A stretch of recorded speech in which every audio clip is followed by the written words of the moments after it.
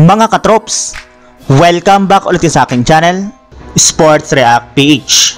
At ngayon nga ay pag-uusapan natin ang balitang tiba-tiba nga po ang NBA sa Los Angeles Lakers at Boston Celtics.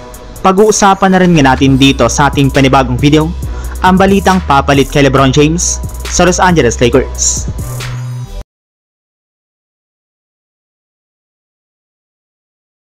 Naputol na nga po mga katrop sa wakas ng Boston Celtics ang kanilang losing streak sa Los Angeles Lakers pagdating sa kanilang regular season series. Matapos nga po nila itong talunin kahapon na siya naman ngang nagpaangat sa kanilang record sa 46 wins at 18 losses bilang second seed sa Eastern Conference. At sa kasalukuyang kalagayan nga po ngayon ng East ay mukhang mananatili na nga po sila bilang ka-top 2 at maghihintay na lang kung sino ang kanilang makakalaban sa first round ng playoffs. At kasunod nga po ng pagkakapanalo ng Celtics ay meron nga pong binitawang mabigat na pahayag si Jason Tatum patungkol sa NBA.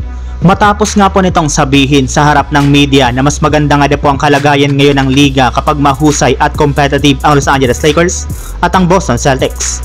Sa madaling salita, jackpot nga po ngayon ang NBA dahil mas tinatangkilik nga po ngayon ng mga fans ang kanilang laro.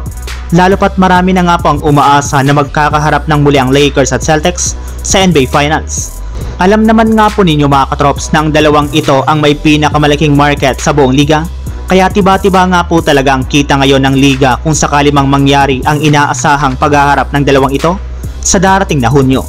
Samantala, puon na naman tayo sa ating sunod na pag-uusapan sa balitang papalit kay LeBron James sa Los Angeles Lakers. Ikinumpirma na nga po mga katrops na siyam siya ng ESPN na mawawala nga po si LeBron James ng 1 hanggang 2 linggo sa lineup ng Lakers. Kasunod ng pagtatamo nga po nito ng groin injury sa kanilang last game kahapon laban sa Boston Celtics. Kaya mismong si Luka Doncic na nga po nagsabi na umaasa nga po siya na makakabalik as soon as possible si LeBron sa kanilang lineup.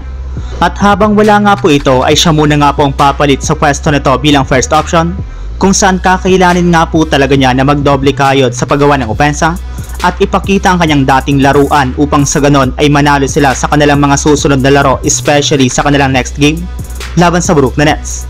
Yes, kahit man nga po nakalista na dito si Luka Doncic bilang questionable dahil sa pananakit ng kanyang likod, ay expected pa rin nga po na maglalaro siya dito since siya lang naman nga po ang nag-iisang player na kayang bumuhat sa kanila.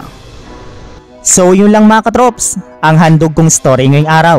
Sana nag-enjoy kayo, please like and subscribe my YouTube channel, Sports React PH, para sa iba pang story at update patungkol sa NBA. Kita-kits muli sa ating susunod na video.